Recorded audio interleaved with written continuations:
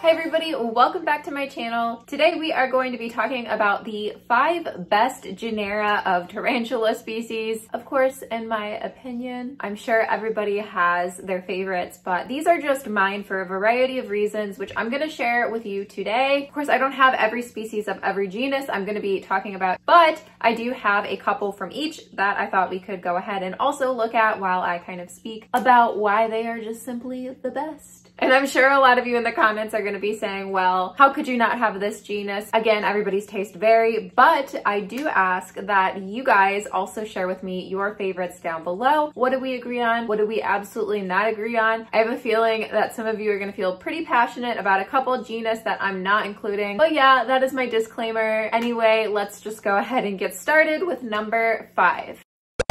So I'm sure none of you are going to be shocked about this, but number 5 is going to be a Phonopelma. I absolutely love a Phonopelma. I think that they are one of the most underrated genus of tarantulas in general. They kind of get the reputation of a Phonopelma chalcodes or Hensi. It's just kind of like that boring brown tarantula, but there is definitely some variety here. And they come in so many different colorations, like the species vary. We also have the Phonopelma samani, which I know a lot of people actually do start off with that species. Even that species itself ranges from gray to a bright blue to a brownish. So it's really interesting how you'll kind of get different colorations even in the same species sometimes, such as that or the Phonopelma chalcodes even. They are fairly docile. Anybody could probably take care of an Phonopelma. I do know that a few species are a little bit more trickier to keep though, so I'm not going to comment on species that I haven't kept like the moray, but from my experience, I find that it's a pretty easy genus to keep. I find that they are all pretty much extremely slow growing, but that just means they're really long lived at the same time. So I also think that some of them are a little skittish. I know that Samani can definitely have days, but generally, yeah, I just absolutely love a Phonopelma and I do not find it boring at all.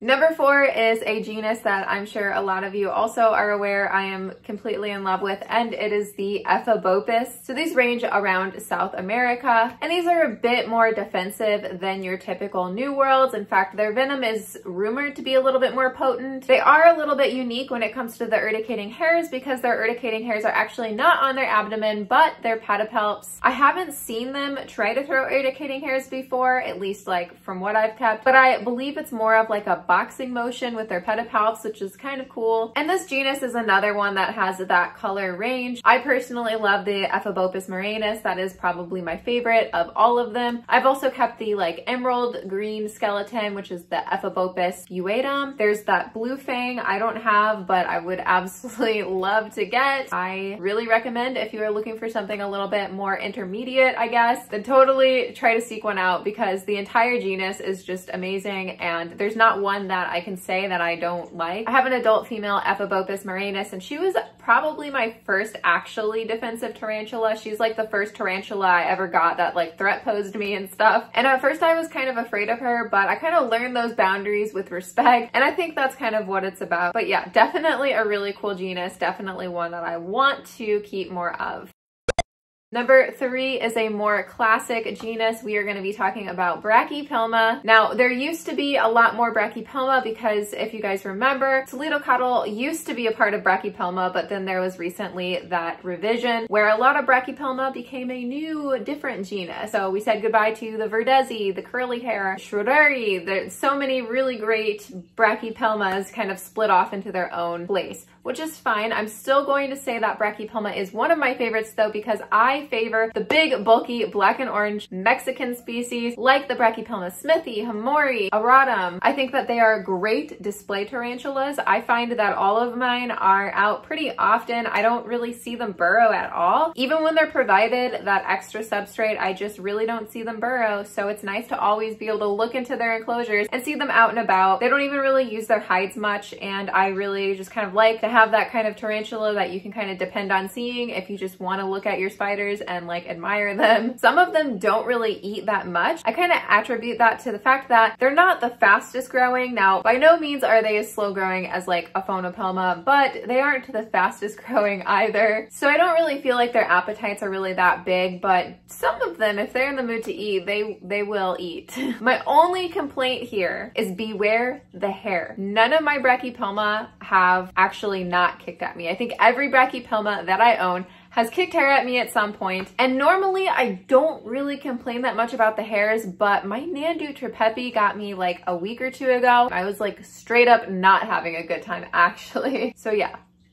They like to kick hair. They're docile and you can handle them, I guess, but I don't because they just love to kick hair and that hair sucks.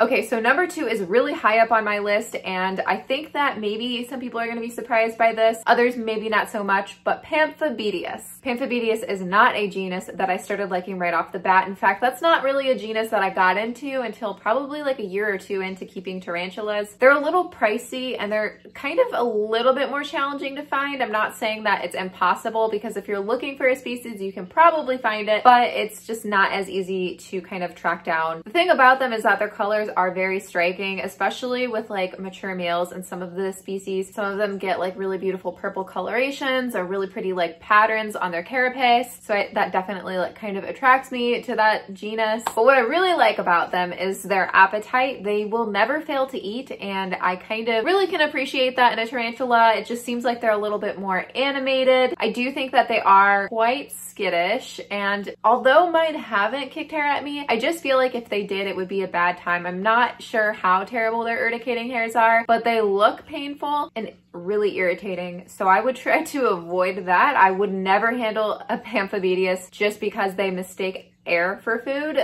water for food. Like if you put your hands in the enclosure, like I'm pretty sure that they would try to eat first and ask questions later. So I definitely keep my fingers out of their enclosures completely. Another really cool thing about them is that some of them grow very large and are referred to as like bird eaters because I guess in the wild they will be seen eating birds, which doesn't seem impossible. I feel like any tarantula that's opportunistic and saw a bird would probably go for it, but I guess Pamphletius are a little bit more known for it. But if you're looking for something really captivating, something really unique and beautiful, Pamphletius is definitely the genus to look into because I've found that it's quickly becoming probably my favorite genus to keep. And other than it being a little bit pricey, I just really think that everybody should try to have the opportunity to own at least one species from the genus.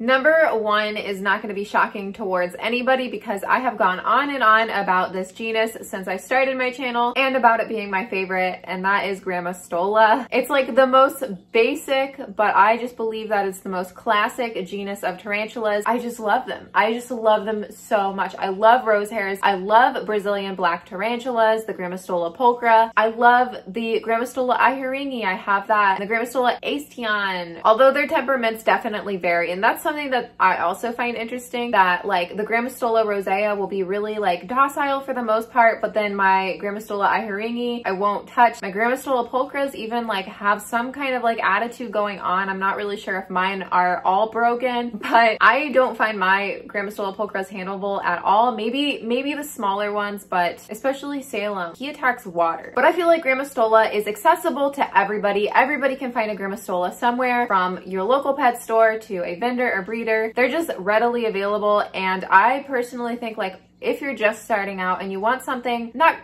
quite basic but like classic, a Granostola is going to be your best bet because they're really simple to take care of. You have a lot of choices in the genus. They grow slow, so you're probably going to have it for quite a long time. I know that some people have had rose hairs for like 30 years. I do find that they're not quick to bite, and they're also really not quick to kick any urticating hairs. I'm not saying that it can't happen, but in my experience, I haven't really had that happen with any of my Granostola. But between all that and being like hardy and on display a lot, they're not really gunning to hide a lot. Like they kind of are out on display just doing tarantula things, grooming. I just find that Granostola is probably the best genus of tarantula in existence, and I know I'm gonna get made fun of it because it's just a boring Granostola, but I don't really care. I've never cared. You can't go wrong with them. You literally cannot go wrong with them. Okay, so that is my top 5 genera of tarantulas. Please comment down below and let me know what you like, what you don't like, what your tastes are. I feel like a lot of people are probably going to give me some trouble because I didn't include any old worlds. It was tempting to put Ceratogyrus in there because I do love that genus, but like if it really comes down to it and I had to pick 5, those are the 5 that I would probably pick, even though I love Ceratogyrus. I know a lot of people probably would have included Poecilotheria, but I don't really keep them that much, and although I think they are really beautiful, I just don't really care for them as much, I guess. I'm not really into the arboreals as much. There's just a lot of genus that I could have included, obviously, but these are just the ones that I personally